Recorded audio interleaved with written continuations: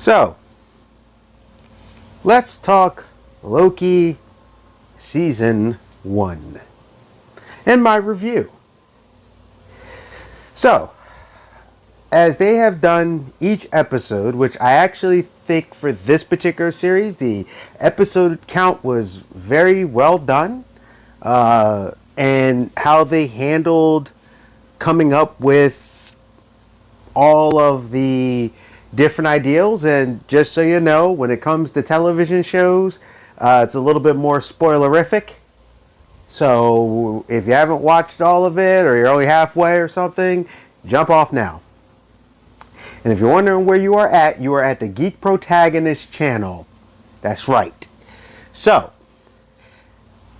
we were all wondering when Avengers Endgame happened with the Timekeeper, what happened with that Loki? What could have happened with that Loki? Come to find out that they introduced the TVA, the Time Variance Authority, which I personally was very surprised about because I know of the Time Variance Authority, but that's also because I am the Geek Protagonist and I know those random obscure things. And funny as it sounds, the main reason why I like the Time, or I know so much about the Time Variance Authority, or at least enough, is because they had a character in there who was very similar to Judge Dredd. And I love me some Judge Dredd. In my place, there is a Judge Dredd poster literally in front. When you sit down on my couch, you look straight ahead, Judge Dredd. Judge Dredd is awesome. So, that's why I know anything about the TVA. So, as they're going through, of course, they made their little changes and everything over time. My memory served me where I remembered dealing with the one who was the head of the TVA, or at least the one that was running. She was Verona, who was kind of the go-between. She was like the head of all. She's basically like the manager, and the Time Keepers were like the general managers or the owners or the CEOs, like the Jeff Bezos or Vince McMahons of these places. And Loki dealing with another Loki, I kind of saw it coming that it was going to be a female version. Now, what's interesting is that this particular Loki, it was kind of weird because of the fact that they used Sylvie and she had enchantress powers. Now, there are two enchantresses that I am aware of in the main 616.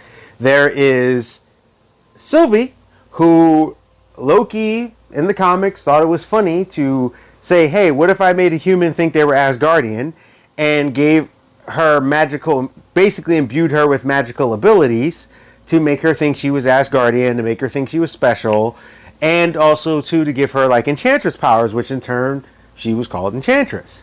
Then you have Enchantress, the one that Loki trained to know magic. So it seems like they took three characters and fused them into one. And it was also quite interesting because now that the Agents of S.H.I.E.L.D. is no longer canon, that gets rid of the Enchantress's sister that showed up, I think, back in season 2 or 3. I think season 2. I think it was season 2. Might have been 3. Either way.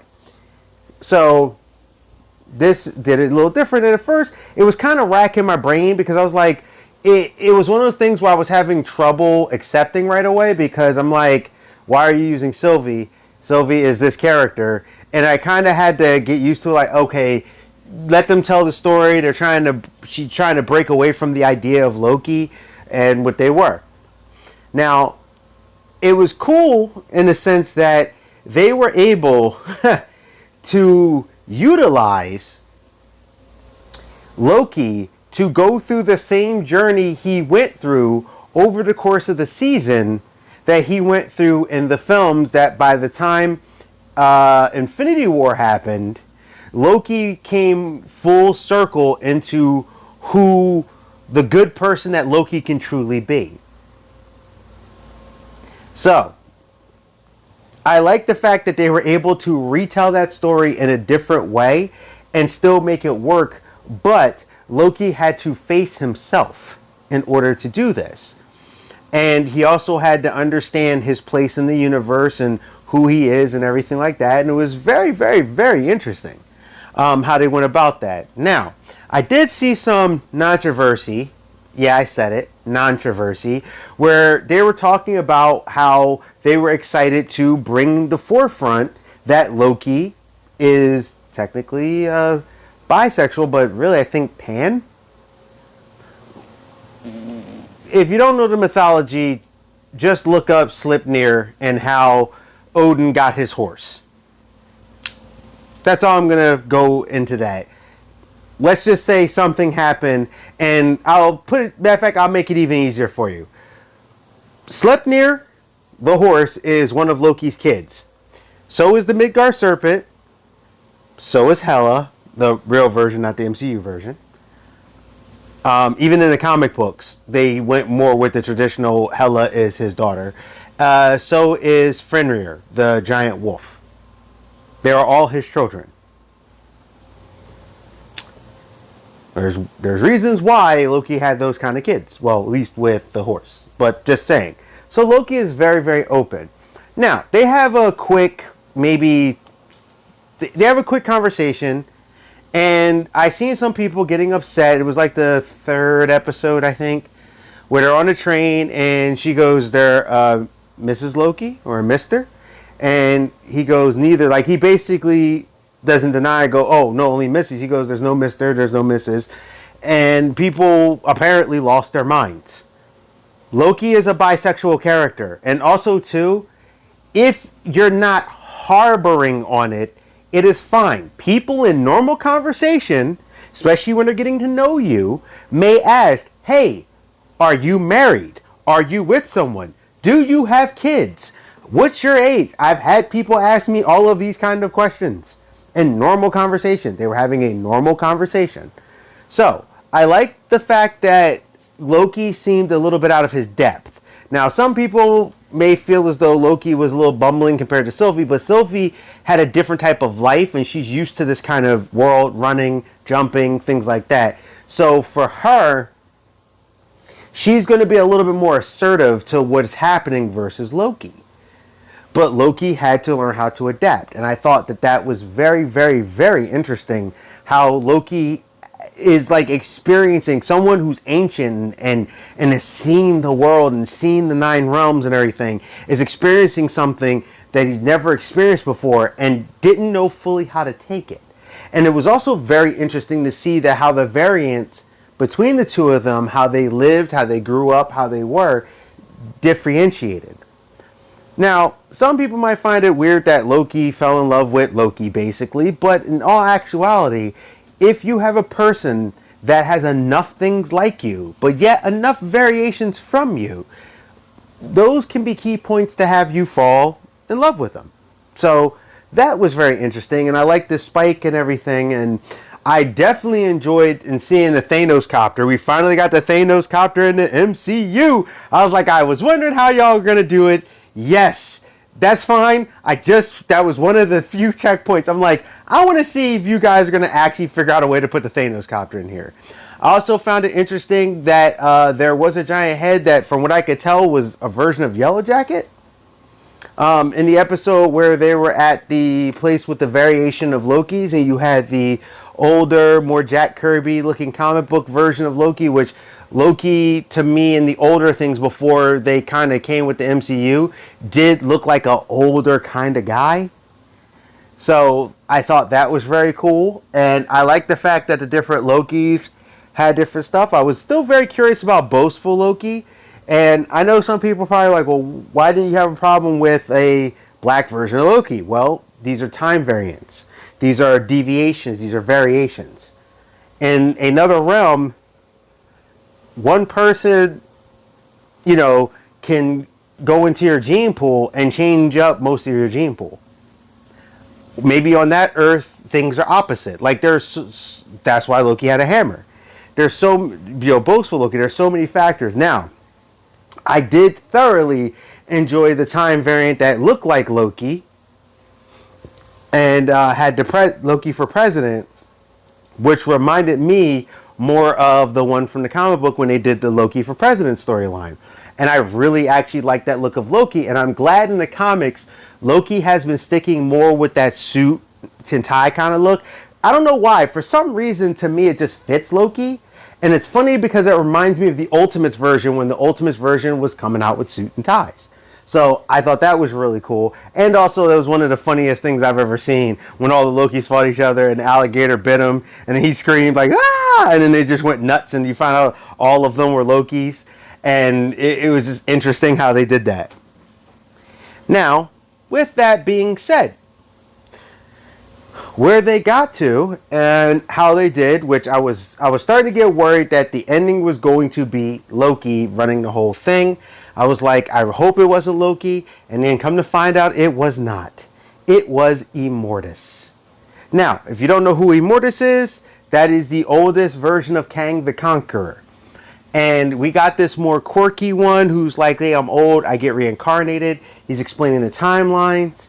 And it clicked in my head. For some reason, it took me a minute. Because I was like, who is this character, Ravina? Why are they like focusing on her with this seeking thing? And then I don't know why it took me so long. It finally clicked in my head. I'm like, oh, wait a minute. I remember from the comics, that's his wife who got messed up in time. And he had her encased in like a time thing, kind of like a Mr. Freeze thing, so she wouldn't fade away from the timeline that she got erased from. Now, with her going to find the truth or find the free will, I'm assuming that she's going to go back, or she's going to eventually go into the quantum realm. Now, there is Chronica, and there were, throughout this whole series, there were little hints of Chronos, and I saw the thing that said Kang, but with a Q-U-A-N-E on one of the buildings, and there was just these little things that kept saying Kang, so I was like, could be Kang, or something's dealing with Kang, because Kang deals with time. So, when they did this, it was very interesting to see Immortus explain. He's like, I know everything until this point.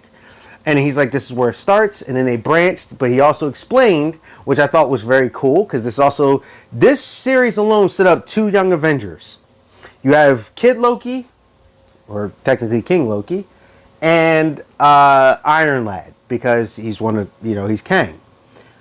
So, with that, they do this, selfie him fight. He tries to explain like, hey, Loki's like, I don't want the throne. And you see this full change in Loki where he's like, this is not what I want anymore. I just want you safe. And he kept trying to tell her, and I like the fact that he couldn't fully tell her that he's in love with her.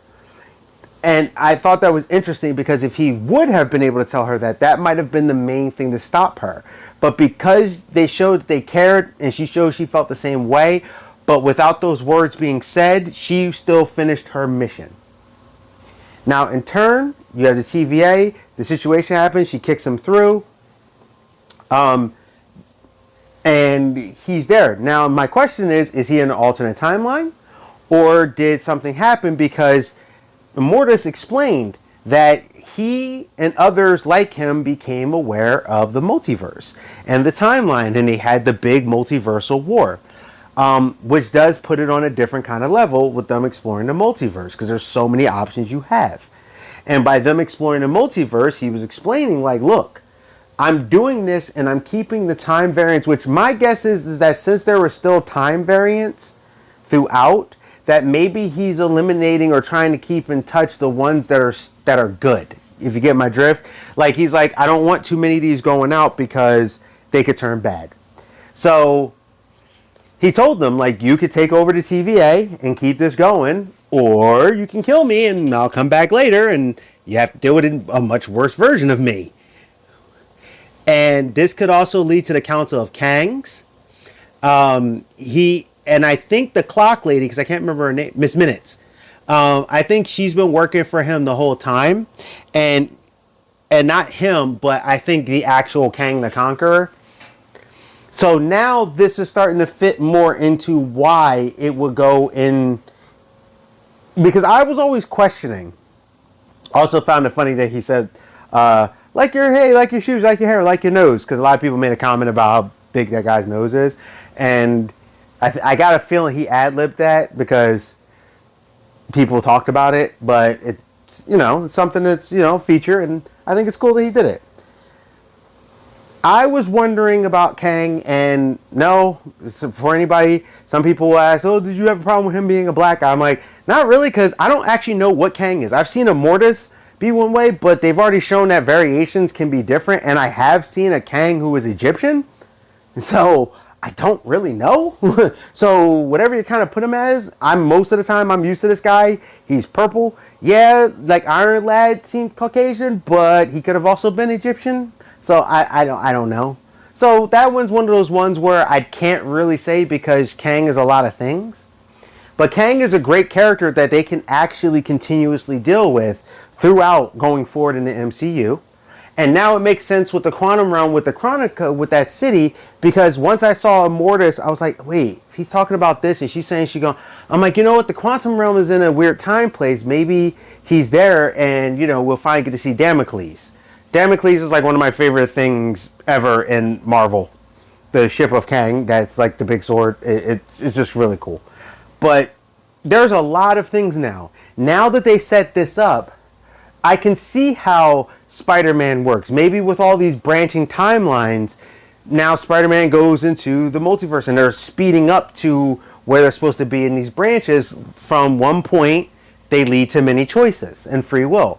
And now they could do multiverse, or if they want to just do a let's say they want to redo an Iron Man, but this time they want to do an Iron Man in a different universe. So they want to recast a new actor. They could totally do it. Now people may not be happy about it, but it's like, this isn't the same Iron Man. This is a different universe. Or if they want to do like a mini pocket universe, kind of similar to what the CW does. How Stargirl takes place on Earth 2.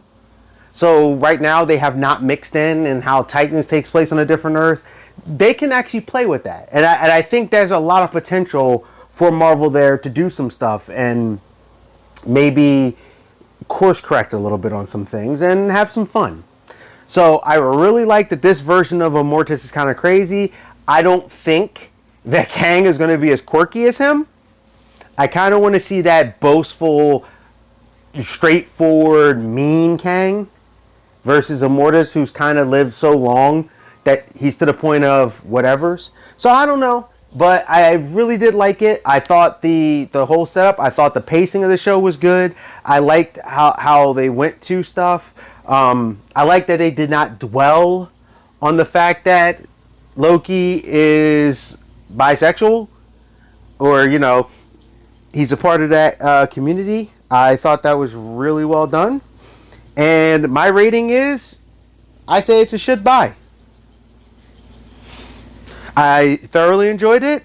I think that it's good, and we are getting a season 2. I'm very happy about that, and I can't wait to see where they go to next. There's a lot of story to play with, and this kicks off Spider-Man and Multiverse of Madness, so there's a lot of implications that Loki can do. And they can start branching these Marvel films into different directions. Instead of them all being in one direction to fight the one big bad. I mean, even if they want to do Kang, who's more about time, there's a lot of things they can play with here. So you guys tell me what you think. If you want to hear some other theories and stuff, let me know in the comments. Geek Protagonist, you stay safe, you stay healthy, you stay real. And I'll see ya.